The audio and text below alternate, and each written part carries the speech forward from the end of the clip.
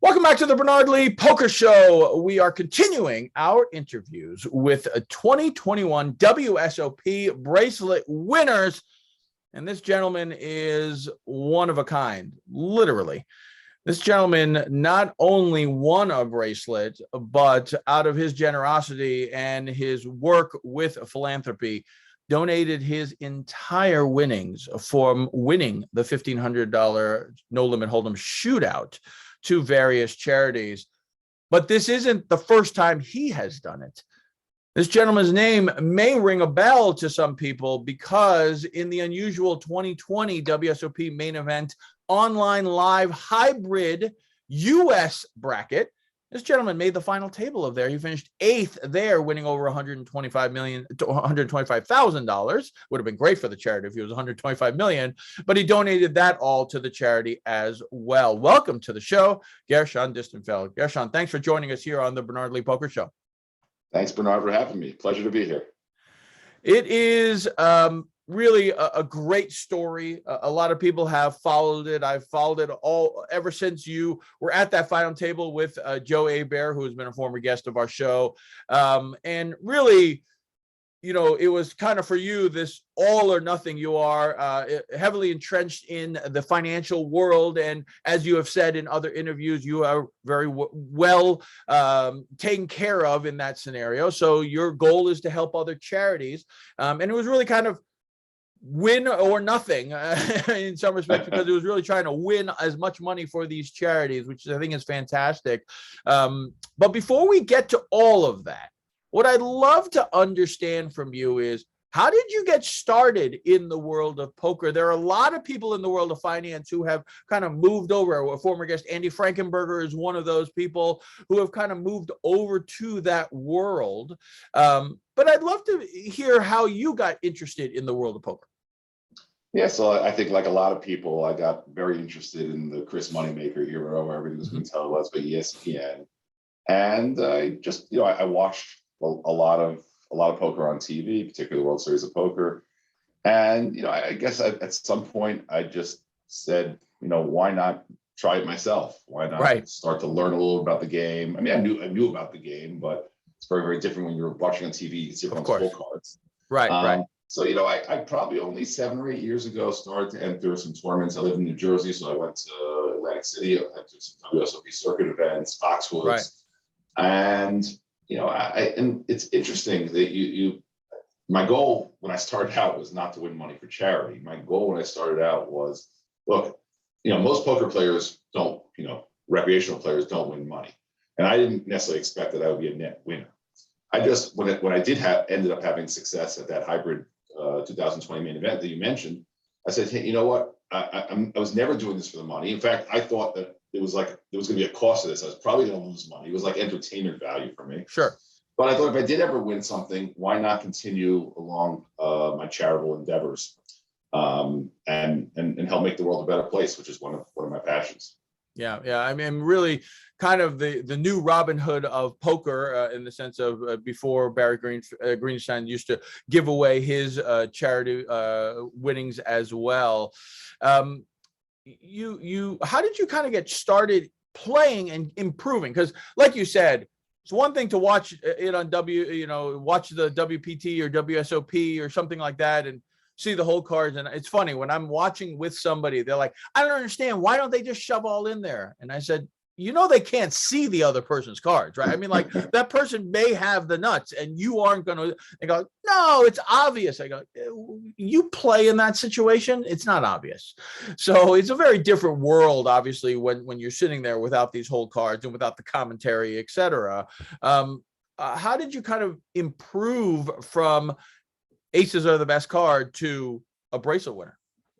I pretty much read every poker book, particularly tournament poker books that were around. And and it was a different time. The game has actually changed a lot in the past 5 to 7 years, maybe. But I read a lot. I studied a lot. I was very interested in the theoretical aspect of it. I have a mathematical background, a quantitative background, very versed in probability, but I didn't really have the psychological part. And the gamesmanship I'm very into game theory as well. So that fit all of those things. Look, I ended up, I don't have a ton of time between my job and a family with 4 kids. But I definitely studied a decent amount, especially before I played tournaments. And then I started to play. I don't know that I played more than 30 tournaments in my whole life. Wow. So I don't have a lot of practice. I started going out to the World Series of Poker, I believe 5 years ago to play, and I never played the main event until that 2020, to play in like 3 or 4 events that go for a week, 10 days. And I definitely felt myself getting better over time. But look, I'm certainly nowhere near as good as the professionals out there. But the beauty of poker, which is just not true of so many other endeavors, is even if I'm not the best or even far from the best, I still have a shot at winning. Right. You know, I can practice basketball all day long. If I played LeBron James a million times in a one-on-one, he beats me all a million times. Right. You know, same thing like golf. If I go up against Tiger Woods or whoever. Here, you know, if I go up against, you know, whoever you think the best player in the world is, Phil Hellmuth, Daniel Negreanu, whoever, in a heads-up match, maybe I have a 30% chance of winning, 40%. I don't know. Right. So that's the beauty of the game. And you know, I still have a ton to learn. If I had the time, I'm sure I can get a lot better.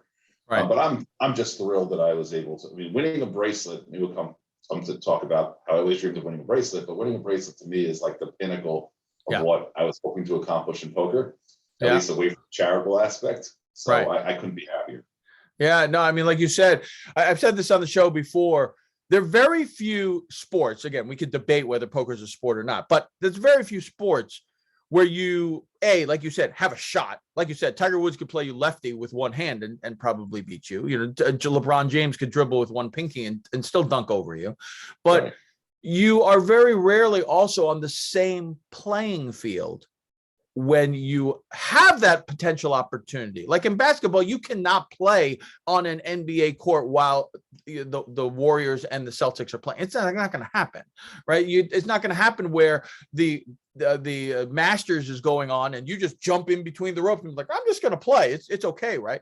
It's impossible. But there are very few scenarios where you could actually play on the same playing field as the pros while a major tournament is going on.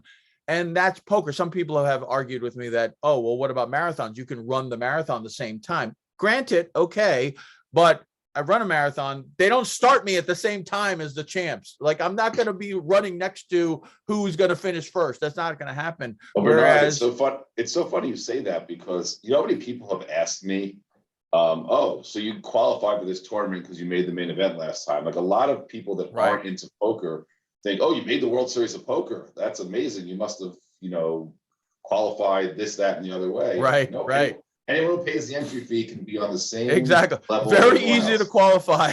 Just put down $10,000. That's right. I mean, $10,000, and you qualified. Congratulations. So, yeah, and it's a very interesting scenario. And like you said, I mean, there is a ton of skill involved, but there is still solid amount of luck when it comes. I jokingly always say that when the cards are down, that's where all the skill is. Once the cards come up and it's all in, that's luck. That's the poker gods, whether wanting to give you a one-outer over whoever, you know, whoever it might be. So you are fortunate that you live in New Jersey, because when 2011 hit and Black Friday hit, the majority of the world or U.S. obviously went down, but certain states have now risen from those ashes and now are able to play online. Obviously, Las Vegas and Nevada, New Jersey, and there's now multiple other states, Delaware, Pennsylvania, Michigan, have all started coming out. But New Jersey obviously being one of them. And it's actually, I don't think people realize how prolific the players are out there in New Jersey. There are a lot of people playing quietly. Some pros have said, don't mention it that much because we don't need all the pros embarking on trips to New Jersey. But has that helped you kind of expedite your, you know, progress in the world of poker because of, you know, you're able to play online legitimately, not just at some of these rogue sites? Well, it clearly helped during the pandemic. I hadn't really played a lot online prior to that. The only reason I started playing the pandemic was, again, my goal was to win the World Series of poker bracelet. They were having bracelet events online. Right. I don't Right. like the online game nearly as much as a live Mhm. game. I'm a social being. I like the camaraderie. I also like to be able to get a feel for how people are playing, which is really, really difficult to do online. And just one note, I actually moved this past year to Florida, so I can no longer play online. Oh, I live 3 miles from the Hard Rock that has a lot of big tournaments. there you go. So if there was the hot live place, it is definitely Florida. I have a couple of friends who have just kind of moved down there, not necessarily for poker, but they have all said like, wow, there's so much poker down here. It's incredible. There's a lot of poker down in Florida, but I people are surprised. I don't really play all the time. Yeah. I just don't have the time. Also, I'm invited to 5 zillion home games since I've had this success, and I don't really like. I don't. Doesn't really do it for me. Like if I lose money, it's going to piss me off. If I make money, it's not going to change my life.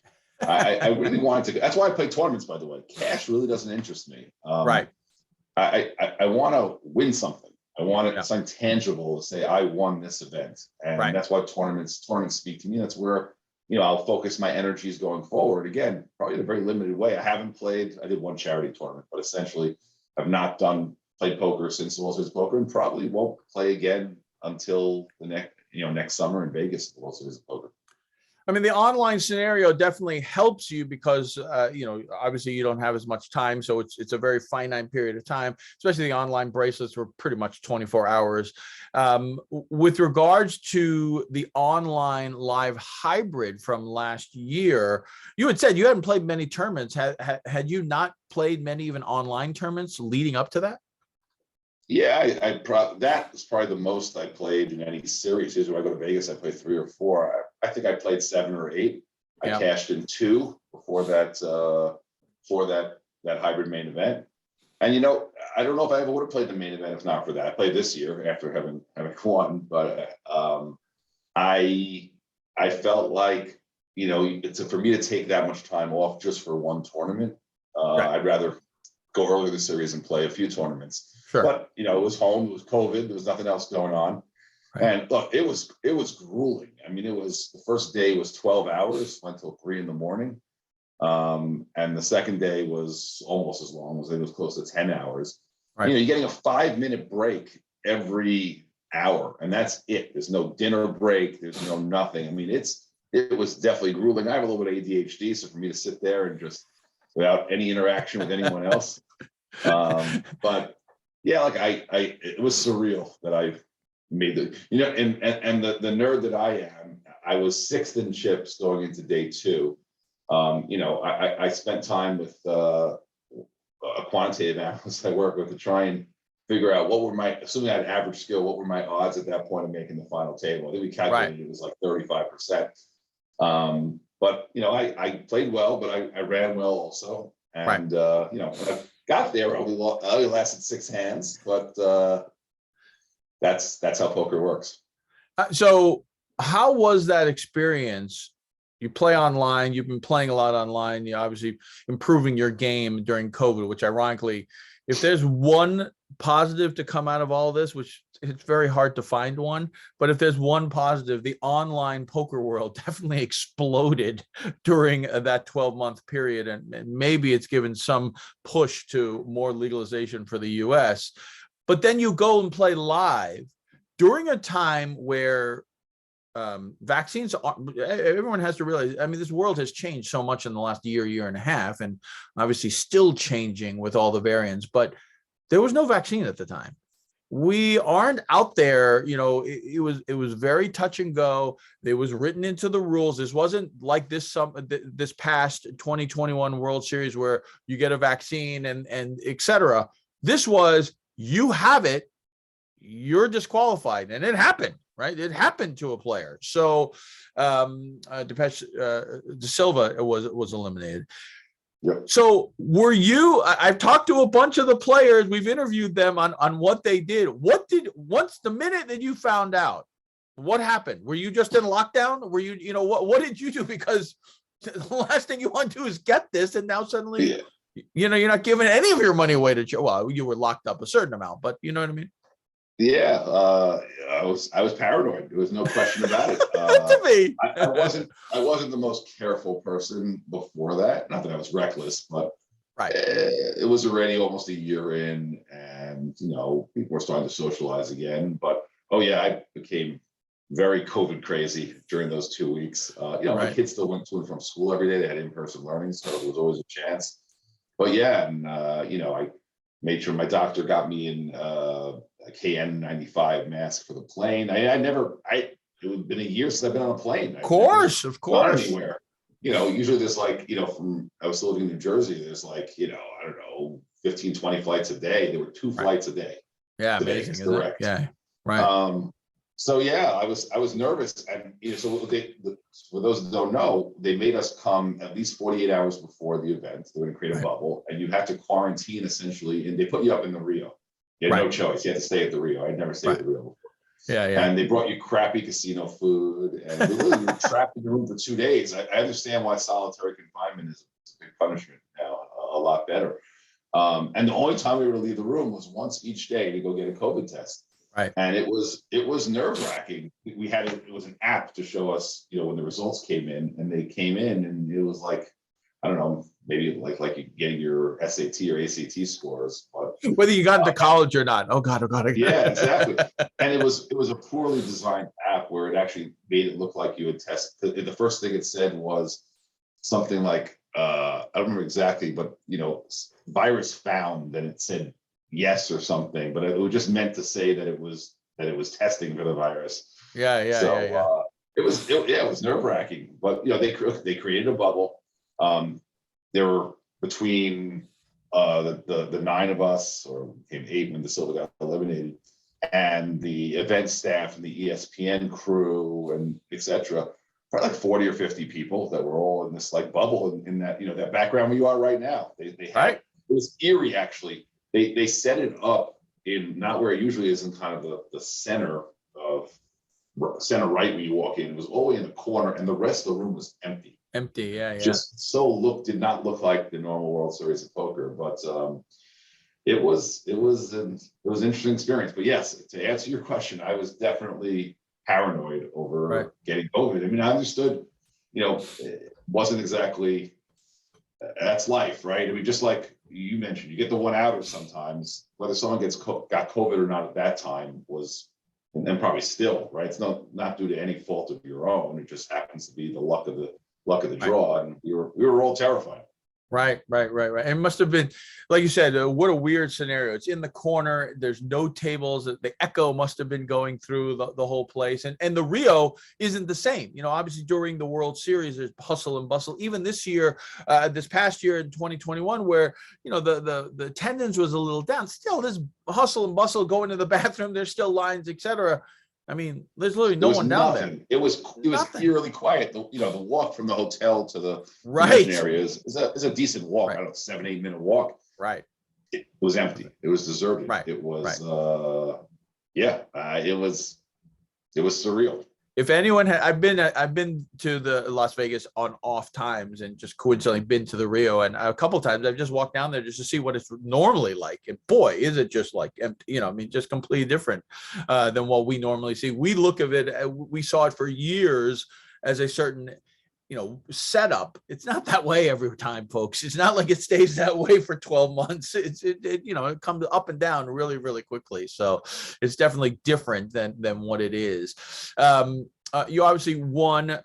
You made the final table. What an incredible experience, making that final table and taking home over 125,000. From that moment in time, did that really kind of give you an additional drive to now I've been that close, and I've almost tasted it. I want this bracelet now? I'm not sure. I'm too honest with myself, and I probably looked at it the other way. I'm like, wow, this was my time. This was your shot. My chance, and I blew it. No, look, I just always envisioned wearing winning a bracelet, and I used to joke with my kids, a number of years ago, my wife, that if I ever won a bracelet, which of course no one ever thought would ever happen, it would never leave my wrist. Well, yeah. They always said how ugly it was, but it's great. It's not. That's great. I love it. I love it. I think it's beautiful. Yeah. No, it's like I always, again, it was like, to me, it was something that was I like challenges in life. I've done this in my professional, my personal life as well. I like challenges that are challenges that if you accomplish it, it's a big thing, yet they're attainable. Like we said before, making the NBA is not attainable for me. Right. Being on the PGA Tour is not attainable for me. You know, I've done things in my life that people said I couldn't do. Like I started a school, a parochial school about 11 years ago. I've done some things in the business world people thought that I couldn't do, but again, they were attainable. So here is something, and I will keep on saying it. I did not think I would. Plenty of really, really good poker players, including my coach, Jonathan Little, has never won a bracelet, right? So that's right. And I think it's you know, there's some luck involved, but it's a big accomplishment, and it was attainable. And you know, I think a lot of people have said, "Oh, your drive to win a second bracelet is going to be," you'll see, you're going to want to win another one even more. And you know what? First of all, the odds are well against it, just from a volume perspective. Also, it's one thing to say if I played, you know, 50 of the series every single year, that maybe I have a much better chance of winning. Still will be hard, but I'm still only going to play 3, 4, 5 a year. Right. And so if I win another one, fantastic. But if I go to my grave just having won one, it was again it was a dream come true, something I never thought would happen. And I've checked it off my list. Yep. That list has been checked off.